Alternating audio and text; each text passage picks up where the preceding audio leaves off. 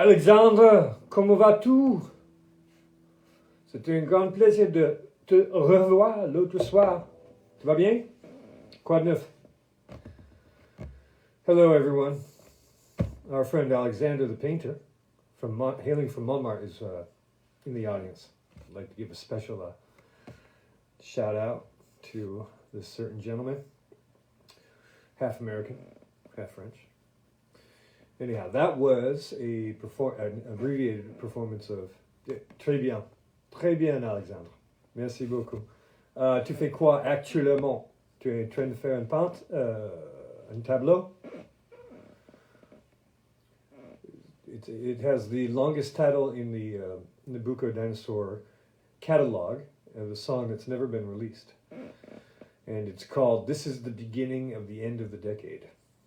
We attempted to record it maybe a year or so ago. Never really went anywhere. My lyrical slinging wasn't up to par. Absolutely. Working on another, what's it called? You know, half man, half animal. What is it called? Zootropes? No. What's the word for it? I'm going to look that up real quick here. It's Graham Hancock always talks about it. Chimera, exactly. Chimera. So, you might have heard that there's the Chinese are creating half pigs and half humans. Anyway, so that would be chimeric. What are you working on then? He said he's not working on a chimera right now. Oh, there's someone who's popped on Facebook. I'm trying a different time of day here. I usually go on at 7 p.m. or 19h, as I like to say, around the world. But today we're going on at 4:40, more or less, 4:30. And we seem to have some people coming along, as there is someone who's watching on Facebook right now as well. And it might very well be the moderator, making sure I'm not talking about any verboten subjects, such as lab leak, or such as, they went away, so I guess that's cool. The Brazilian Carnival, interesting. Be looking forward to seeing that. Hey, do you know, I just was reminded of this guy called Picciavo. He's a street artist here in Paris, and I had seen him years ago when my parents were last here, as a matter of fact, and he was doing a mural on the side of Rouge and Play down near Oberkampf, near Oberkampf Station, near what's the name of that area? Well, anyway, you see where it is. It's not far from Place de la République, and so he was doing a big mural, and I chatted with him for a second. But what he does is he combines sort of street art aesthetic, like tags and so forth, as a sort of a fond, and then superimposes on that a classical sculpture.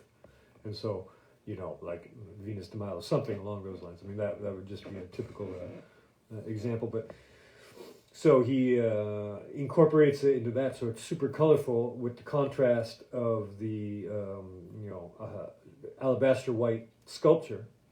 But then he sort of lets the colors incorporate into the sculpture as well. It's really cool. I would suggest it's called Picciavo. His name Pichiavo on the gram of Instas and everywhere else. And so that was inspiring for me because I had a photo shoot with a friend of mine the other day. And I took a load, 215 black and white photos, and I'm really pleased with it. It was a study of motion. What's his name? Let me write it down right here. Let me see if I can tap in here. It's Pichiavo. So there you go. And I'm kind of so that was inspiring for me because I have all these black and white photos where it was a motion figure study, so they're all blurred out and so forth, which was my objective. But then how to incorporate them into a painting was my question, because I've been taking pictures of flowers recently. Flowers, because I walk through the park every day to get up to the l'atelier, and so this is just sort of that's how I can do it. I can borrow from his technique. But right now, I'm working on this one right here. This is called 41 Rue de l'Hermitage. And you can see here I've got all the inking done. I just finished this off. I'm using acrylic paint pens, Posca brand. And so all the line work is blocked in, and I'm using the grid system here to reproduce a photograph that I took. And so I explained a little bit about how the grid system works. It's a method for enlarging or reducing an image. And so what you do is you take the source material, like say you make a sketch. Yeah, sure. You are very welcome for the reference, Alexandra. Do you want me to pimp your handle? Tell everyone, because usually I have a policy of not throwing my friends and viewers under the bus. But if you'd like me to publicize your wonderful chimeric and transcendental artwork, I'd be glad to. Just let me know. And so the grid system, what you do is you take your the image that you want to enlarge or reduce, you draw a grid on it, then you reproduce the grid elsewhere, either in a larger scale or smaller scale, and then you can use that grid as a guide to reproduce the image using the grids as reference points. All right, so that's what I did for this one here. Using my photo, I gridded up the photo, and then I reproduced it onto this canvas using a slight bit of artistic license. Thank you. If that nice was for me, I'll just take credit regardless. Alexander says nice, and I'm just gonna take credit. And so now I've got the inking in. I've used three different. I've used black, white, two grays, regular gray, neutral, like 50% gray, and a darker steel gray, and then this sort of brick red color. So I've got these 5 colors, and then these are just gonna be for reference points, because now I have to go and erase the graphite grid before I can start painting. I usually start with the sky, so I'm going to get this part of the sky in first, and then I'm going to start building up the tones and shades on the buildings themselves. And voila quoi, we can see how it evolves. Ah, il y a quelqu'un sur les livres de visage. N'hésitez pas de dire bonjour aujourd'hui. Okay, Alexander, what I do is I read a passage from a French translation of Paulo Coelho's Manual de Guerrier de la Lumière, a translation from the original Portuguese into French. And Portuguese and French are uniquely kooky Latin languages. And so if you want to pick a page between 25 and 157, I'll be glad to read that. Otherwise, I'm going to... Rosangela Marie, Rosangela Maria, 754. Hello, hola, donde es?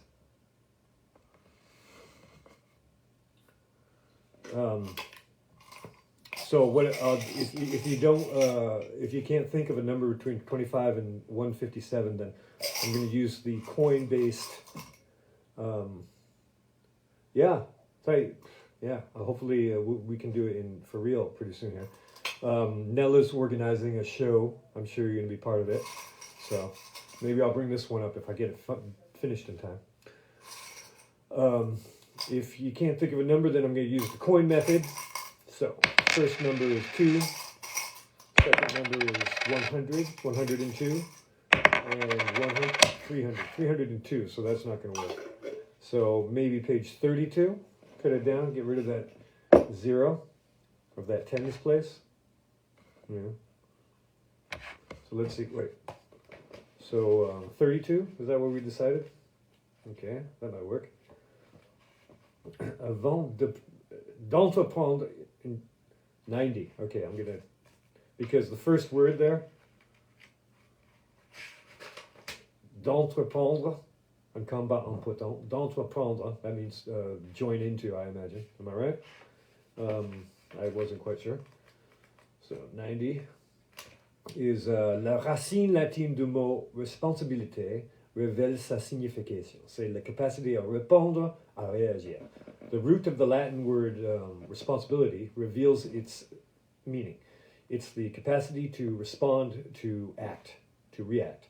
Un guerrier responsable a été capable d'observer et de s'entraîner. A responsible warrior was capable of observing and of s'entraîner, which would mean to enter into action. That's what I'm going with. Il a même pu être irresponsable lorsque, parfois, il s'est laissé se prendre par une situation et n'y a pas répondu ni réagi. Okay, cheers, Billy Shears to you too, Alexander. Thank you very much, and I'll see you soon, huh? Keep up the good work. Ciao for now. Okay, so the warrior can as well be irresponsible as well. Meanwhile, sometimes, if he leaves himself to be surprised by a situation and doesn't respond to it, nor does he take action. Mais il a retenu la leçon. Il a adopté une conduite. Il a écouté un conseil. Il a eu l'humilité d'accepter de l'aide. I was thinking of something else, but he retains the lesson. He has adopted a pathway. He listened to the advice, and he had the humility to accept help. Un guerrier responsable n'est pas celui qui porte sur ses épaules le poids du monde. The warrior, responsible warrior is not the one that carries on his shoulders the weight of the world. C'est celui qui a appris à reconnaître le défi de chaque instant. It's the one who has learned to recognize the challenges of each instant. Well, that's very nice, huh? Okay, Paulo Coelho. And we are only got a few seconds here, so we're going to go out with the terminus there.